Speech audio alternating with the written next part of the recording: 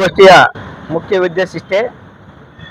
ಕಳೆದ ತಿಂಗಳ 5ನೇ ತಾರೀಕಿನಿಂದ ಆರಂಭವಾದಂಥ ಒಳ ಮೀಸಲಾತಿಯ ಒಂದು ಕುರಿತು ಇವತ್ತಿನ ಪತ್ರಿಕಾಗೋಷ್ಠಿ ಕರೆದಿದ್ದೀವಿ. ಈಗಾಗಲೇ ಗುಲ್ಬರ್ಗ ಜಿಲ್ಲೆಯಲ್ಲಿ ಶೇಕಡ 91% ಸರ್ವೆ ಮುಗಿದದ.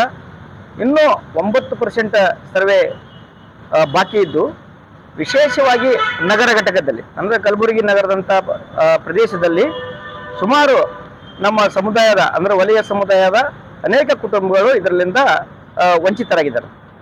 ಸೊ ಕಾರಣ ಇಷ್ಟೇ, ನಮ್ಮ ಸರ್ಕಾರಿ ನೌಕರದಾರರಾಗಲಿ ಮತ್ತು ಉದ್ದಿಮೆದಾರರು ಮತ್ತು ಈ ಸಂಘಟನಾಕಾರರು ಮತ್ತು ವಿವಿಧ ರಾಜಕಾರಣಿಗಳ ಅವರ ಭಾವನೆಗಳೇನದು ಗೊತ್ತಾಗ್ತಾ ಇಲ್ಲ. ಒಂದೇ ತಾವು ಇದರಲ್ಲಿ ನೆಗ್ಲೆಕ್ಟ್ ಮಾಡಿ ಈ ಸರ್ವೆಯಲ್ಲಿ ತಮ್ಮ ಹೆಸರುಗಳನ್ನು ನೋಂದಾಯಿಸಿ ಹೋಗಿದ್ದಾರೆ.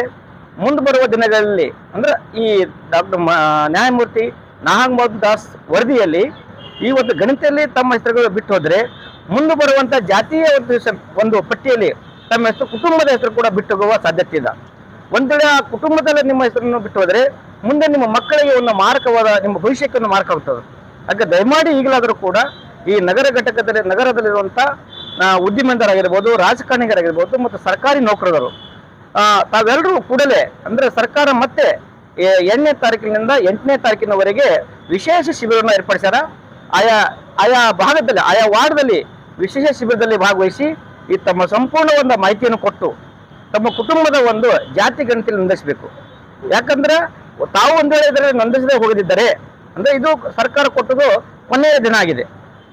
ಅಥವಾ ನಿಮ್ಗೊಂದು ವೇಳೆ ಅಲ್ಲಿ ಬಂದು ನಿಮ್ಮ ಜಾತಿ ಹೆಸರು ಹೇಳ್ಕೊಂಡು ಜಾತಿ ಹೆಸರಕ್ಕೆ ನೀವು ನಾಚಿಕೆ ಆಗಲಿ ಅಥವಾ ಭಯವಾಗಿದ್ರೆ ಆನ್ಲೈನ್ನಲ್ಲಿ ಮನೆಯಲ್ಲಿ ಕೂಡ ಮಾಡ್ಬೋದು. ಆನ್ಲೈನ್ ಮಾಡಬೇಕಾದ್ರೆ ನೀವು ಬೇಕಾದಷ್ಟೇ ಆಧಾರ್ ಕಾರ್ಡ ಅಥವಾ ರೇಷನ್ ಕಾರ್ಡ ಅಥವಾ ಕುಟುಂಬದ ಒಬ್ಬರು ಸದಸ್ಯರ ಜಾತಿಯ ಸರ್ಟಿಫಿಕೇಟ್ ಅಂತ ID ನಂಬರ್ ಬೇಕು. ಇವು ಎರಡನ್ನೂ ನಾವು ಅವಕಾಶ ಕೊಟ್ಟರು ಗೌರ್ಮೆಂಟ್. ಅದಕ್ಕೆ ತಾವುಗಳು ಈ ಕೂಡಲೇ ಇದರಲ್ಲಿ ಭಾಗವಹಿಸಿ